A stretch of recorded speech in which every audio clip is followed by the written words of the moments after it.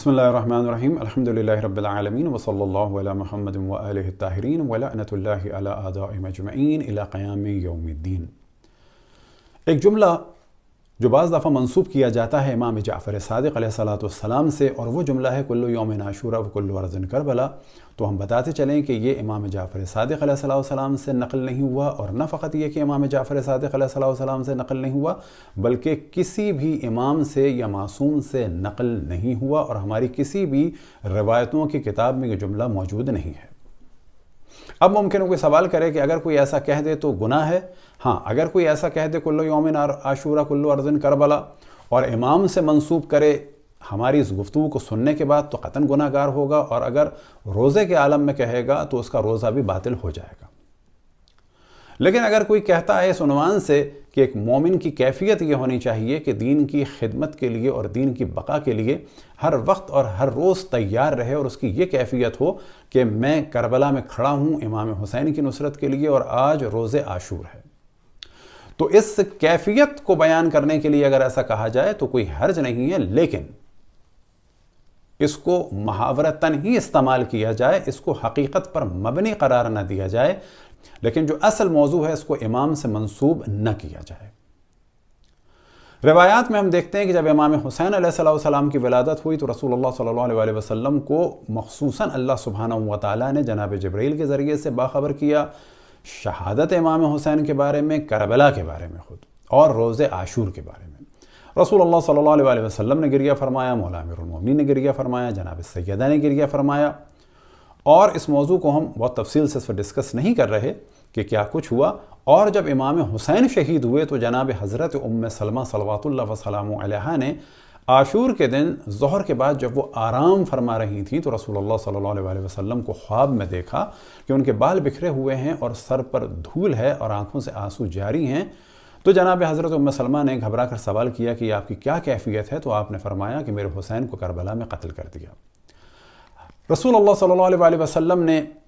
کربلا کی مٹی جناب حضرت ام سلمہ سلام اللہ علیہا کو دی تھی اور فرمایا تھا کہ جس دن یہ مٹی خون میں بدل جائے تو سمجھ لینا میرے حسین کو قتل کر دیا۔ جناب حضرت ام سلمہ دوڑ کے اس صندوق کے پاس گئیں اور وہاں سے وہ شیشی نکالی تو کیا دیکھتی ہیں کہ وہ شیشی کہ جس میں خاک تھی وہ خون میں بدل چکی ہے۔ تو یہاں سے معلوم ہوا کہ بہت زیادہ اہمیت تھی روز عاشور کی، شہادت امام حسین کی اور کربلا کی۔ جب امام حسن علیہ السلام کو زہر دیا گیا اور امام حسین گریہ فرما رہے تھے تو امام حسن نے امام حسین کو تسلی دینے کے لیے فرمایا لا یوم کا یومک یا ابا عبداللہ، کہ میرا غم اور مجھ پر غم اور جو مصائب پڑے ہیں وہ اتنے نہیں ہیں، تم پر بہت زیادہ ہوں گے، یعنی مجھ پر گریہ نہ کرو۔ اور فرمایا کہ حسین جیسی مظلومیت کا دن تمہارا ہوگا ایسا دن کسی پر نہیں آیا۔ اور امام زین العابدین علیہ السلام نے بھی روز عاشور کے بارے میں فرمایا لا یوم کا یوم الحسین، کوئی دن بھی حسین کی مظلومیت جیسا دن نہیں ہے۔ اور ساتھ ہی اصحاب امام حسین علیہ السلام کے بارے میں بھی کثرت سے روایت ہیں کہ ایسے اصحاب کسی کو بھی نہیں ملے۔ اب اس موضوع کو ہم کیوں ڈسکس کر رہے ہیں؟ پہلی وجہ ہم نے بیان کر دی کہ ماہ رمضان میں اگر کوئی علم و آگاہی کے بعد بھی اب اسے امام سے منسوب کرے تو اس کا روزہ باطل ہو جائے گا، اور یہ کام ویسے بھی گناہ کبیرہ میں سے ایک گناہ ہے۔ دوسری وجہ یہ کہ اب بڑی کثرت سے علی زمان، حسن زمان، حسین زمان القاب استعمال ہو رہے ہیں، اور اگر ان کو اسی طرح سے آزاد چھوڑ دیا گیا تو نوبت یہ آئے گی کہ مختلف شہر کے حسین ہو جائیں گے، اور بڑے آرام سے کہا جانے لگے گا، جیسے آج کل بڑے آرام سے ہر واقعے کے بعد کہہ دیا جاتا ہے، مثال کے طور پر کربلا کوئٹہ یا کربلا کراچی یا کربلا پارا چنار، تو پھر تدریجاً یہ بھی شروع ہو جائے گا کہ حسین پارا چنار، حسین لاہور، حسین کراچی، حسین انڈیا، حسین پاکستان۔ تو نتیجہ یہ ہوگا کہ فی الحال تو اتنی بری صورت نہیں ہے، لیکن آئندہ صورتحال خطرناک ہو جائے گی، لہٰذا یہ ذمہ داری ہوتی ہے دینی طالب علموں کی اور علماء کی کہ وہ آئندہ کے بہت سارے انحرافات کو مد نظر رکھتے ہوئے بہت ساری چیزوں کو شروع ہی میں کلیئر کر دیں۔ ہم بات واضح کریں کہ نائبین اربائے امام زمان علیہ السلام ہوں، وہ بھی علی زمان، حسن زمان و حسین زمان نہیں ہیں، چاہے شیخ صدوق ہوں چاہے شیخ مفید ہوں۔ اور اگر آج کل کے زمانے میں آ جائیں اسی صدی میں تو چاہے آیت اللہ العظمی ابو الحسن اصفہانی ہوں، چاہے آغا برجردی ہوں، چاہے آغا حکیم ہوں، چاہے آغا خوئی ہوں، چاہے آغا خمینی ہوں، چاہے آغا سستانی ہو چاہے آغا خامنہئی ہو، کوئی بھی علی زمان، حسن زمان، حسین زمان نہیں ہے، ان سب کے نعلین ہمارے لیے مبارک ہیں، ہماری سر آنکھوں پہ ہیں، لیکن علی زمان، حسن زمان، حسین زمان ایک دفعہ نہیں، ہم لاکھوں دفعہ کہیں گے، صرف اور صرف اور صرف امام زمان علیہ السلام کی ذات مقدس ہے۔ اب یہاں پر ایک سوال پیدا ہوتا ہے کہ یہ موضوع آیا کہاں سے؟ تو جواب یہ ہے کہ ڈاکٹر شریعتی کی ایک کتاب ہے، اس کا نام ہے حسین وارث آدم۔ اس کے آج کل کی جو نئی پرنٹ ہے اس میں صفحہ نمبر 50 پر انہوں نے اپنی گفتگو کا آغاز، کیونکہ اس سے پہلے مقدمہ تھا، اصل گفتگو یہاں سے شروع ہوئی، تو امام جعفر صادق علیہ السلام سے یہ جملہ منسوب کر کے وہ فرماتے ہیں کل شہر محرم، کہ ہر مہینہ محرم کا ہے، وَكُلُّ يَوْمٍ عَاشُورَ وَكُلُّ أَرْضٍ کربلا، کہ ہر روز عاشور کا روز ہے اور ہر جگہ جو ہے وہ کربلا ہے۔ تو یہ ان سے ایک علمی غلطی ہوئی۔ ہر روز عاشورا و ہر گوشه از زمین کربلا و ہر ماه در ہر سال و در ہر قرن محرم۔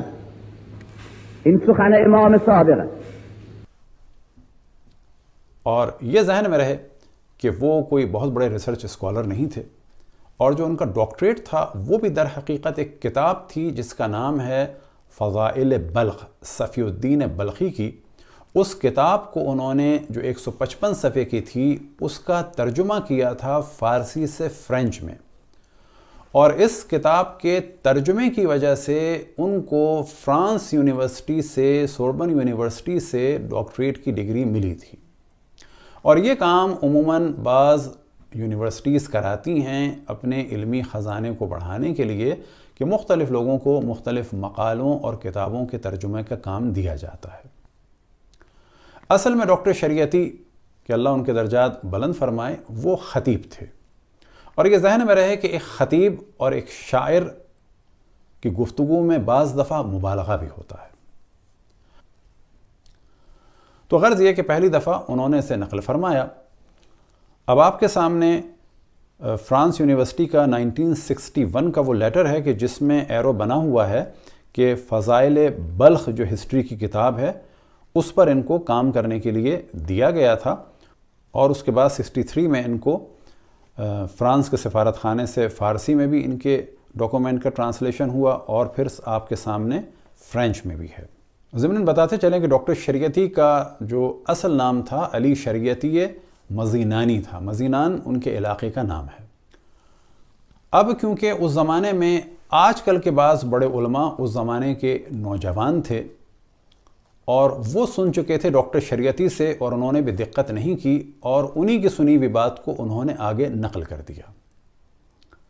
اور یہ بات واضح رہے کہ ڈاکٹر شریعتی کیونکہ ایک جوان اور اس زمانے کے پڑھے لکھے فرانس سے آئے ہوئے اور صورت شکل کے اچھے خطیب تھے، آج کل کے بھی بعض بڑے علماء ان سے بہت زیادہ متاثر تھے،